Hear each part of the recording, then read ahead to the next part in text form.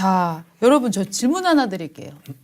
장성철 씨가 방송에 나오면 그래서 방송사 입장에서 이 사람은 여당 패널, 이 사람은 야당 패널 나눠야 된다면 장성철 씨는 한마디로 쉽게 말해서 국민의힘 패널로 들어가야 됩니까? 아니면 민주당 패널로 들어가야 됩니까?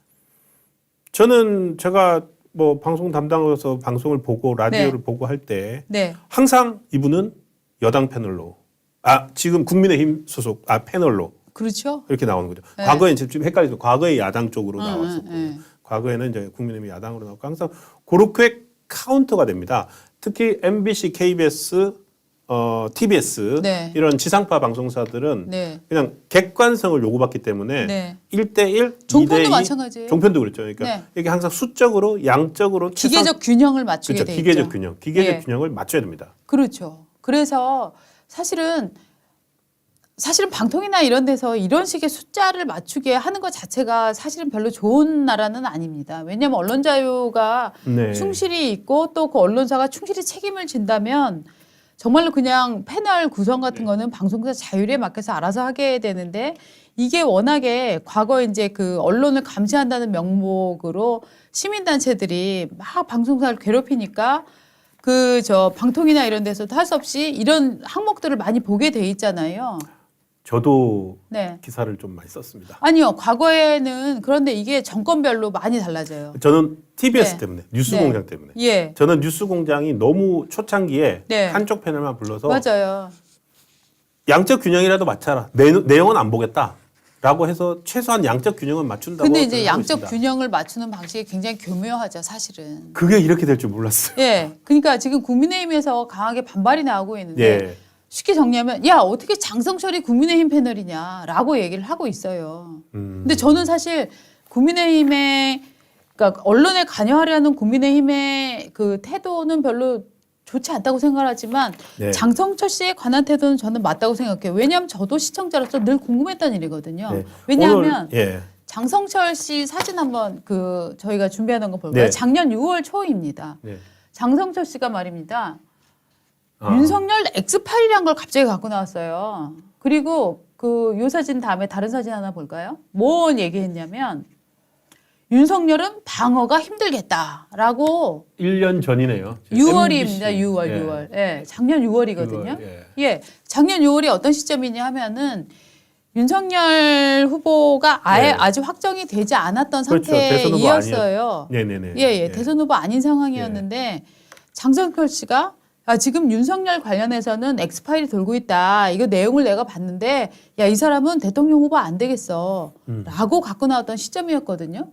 그런데 이 발언이 굉장히 무게를 갖게 된 이유는 뭐냐 하면 이 사람이 지금 국민의힘의 오랜 보좌진이었죠. 당직을 했었던 그 보좌진을 했었기 때문에 이 사람은 정말 국민의힘 사람인데 국민의힘 내부에서 이런 얘기가 나오고 있다라는 거가 크게 화제가 됐었고 이어서 요 내용을 열린 공감이 바로 받아갖고 장성철이 방송한 그 내용은 우리가 만든 것이다 라고 선언을 하면서 그때 열린 공감이 줄리 이런 사건들을 아주 중인환 시리에 공개적으로 할 수 있는 기반을 마련해 준 게 장성철 씨예요. 그렇죠. 그러니까 어떻게 보면은 우리 대선이 굉장히 추악해지고 특히 그 줄리가 김건희다라고 해서 정말 김건희 여사한테는 굉장히 정말 힘든 시간을 인간적 모멸감을 느끼게 한 힘든 시간을 보내게 한 최초의 발신자가 저는 장성철 씨라고 생각을 합니다. 지금 이게 우리가 장성철을 얘기를 했는데 이게 보도는 이렇습니다. 국민의힘이 22일 각 방송의 시사 프로그램 패널을 공정하게 써달라라는 내용의 공문을 보낼 예정이다. 이거 딱 하나예요. 근데 배경을 봤더니 국민의힘 내부에서 최근에 자기 당, 그러니까 국민의힘 진영을 대표하는 사람으로 나오는 패널들이 방송에 나온 사람 패널들이 누가 있나? 그거를 한번은 쭉 내부적으로 조사를 한 모양이에요. 그랬는데 방금 말씀하신 그 장성철 씨가 제가 알기로는 제가 듣기로는 최다 출연자로 나왔답니다. 최다 출연자. 최다 출연자. 그래서 내부적으로 우리가 개입하거나 이럴 건 아닌데 이러한 방금 말씀하셨던 이런 배경과 스토리가 있는 사람이 우리 당의 얼굴과 어떤 우리 당의 입장을 설명해주는 패널로서 가장 많이 나온다는 것은 좀 문제가 있지 않느냐. 네. 그런 의견들이 있었다고 합니다. 네, 저는 이 당의 입장에서는 말입니다. 충분히 저는 그렇게 그 얘기를 할 수 있을 것 같아요. 사실 그래서 작년에 어떤 얘기가 나왔냐면 장성철 씨가 김무성 라인이었잖아요. 워낙 김무성 씨가 키웠던 사람이기 때문에 사실 그런 얘기가 많이 나왔어요. 장성철이 정말로 윤석열 총장을 대선에 못 나오게 하려고 정말 작전을 쓰는 거 아니냐라는 아까 엑스파일까지. 예. 그러면서 이게 거대한 흐름 중에 하나. 그래서 실제로 뭐 제가 이제 작년에 들었던 얘기 중에 하나는 국민의힘에서는 당시에 이제 사람이 없으니까 일단 사전에 윤석열 검찰총장으로 분위기를 싹 올려놓고 실제 대선 후보는 딴 사람을 내보내고 싶었다. 그런 마음을 가진 사람들이 일단이 있었다. 왜냐하면 생각해보면 말이죠. 윤석열이라는 사람은 국민의힘에 지분이 없는 사람이에요. 자기 그쵸. 라인 한 명 없는 사람이었잖아요. 그렇죠. 그러니까 사실 굴러온 돌이니까 당 입장에서는 야 굴러온 돌이 대통령이 되면 우리 자리가 우리 몫이 줄어드는 거 아니야? 라고 생각할 수밖에 저는 없었다고 생각을 하거든요. 그래서 저는 그런 분위기를 반영을 해서 장성철 씨가 저 엑스파일을 갖고 왜냐하면 작년 6월쯤이면은 윤석열 후보의 인기가 쫙 올라갈 때였잖아요. 견제를 그러니까. 나섰고 네, 그때 네. 분명히 이거는 국민의힘 내에서의 윤석열 대통령 후보가 되는 걸 견제하는 세력의 그 어떤 그 천병이었다. 천병으로서 저런 활동을 했고. 그럼 국민의힘 패널 맞네요. 아 국민의힘 쪽 패널이구나. 그 이재명도 국민의힘을 찾고 있고 지금. 아우 국민의힘 왜 이렇게 인기가 많아? 그래서 이게 참 사실은 어떻게 보면은 국민의힘이 정말 여당이라면은 장성철 씨가 작년에 저 엑스파일 문제를 저렇게 진짜 당으로서는 정말 거대한 무슨 덩어리가 떨어진 거란 말이죠. 우박도 아니고 이건 정말 거대한 정화조 하나가 터져버린 건데 그걸 터트려버린 장성철 씨에 대해서 뭐 이를테면 뭐 징계를 한다거나 너 그때 경위를 말해보라거나 하는 일이 있었어야 되거든요. 실제 아무 일도 없이 장성철 씨는 지금도 국민의힘 패널로 나와서 자기의 이름을 높이고 있단 말이죠.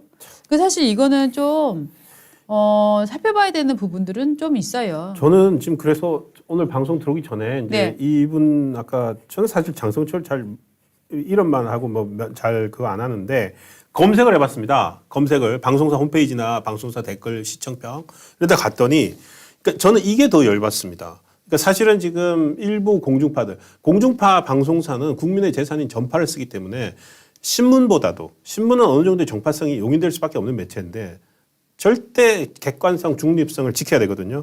가장 지금 편파제로 하는데 MBC지 않습니까? MBC에 제일 많이 나오나요? MBC 보면 이런 글이 올라와 있습니다. MBC 보면은 장성철, 이땡땡 매일매일 나옵니다. 또 뭐 누시도 자주 나오고요. 너무 이런 사람들 열심히 나오는데 뭐가 MBC가 편파적이란 말입니까? 이렇게 MBC에 대해서 어떤 정치적 중립성, 공중파로서 정치적 중립성을 위반했다. 이런 비판이 올 때 그거를 방어하는 논리를 또 제공하고 있어요. 그러네요. 그러니까 이거는 조금 정리를 해야 될 것 같습니다.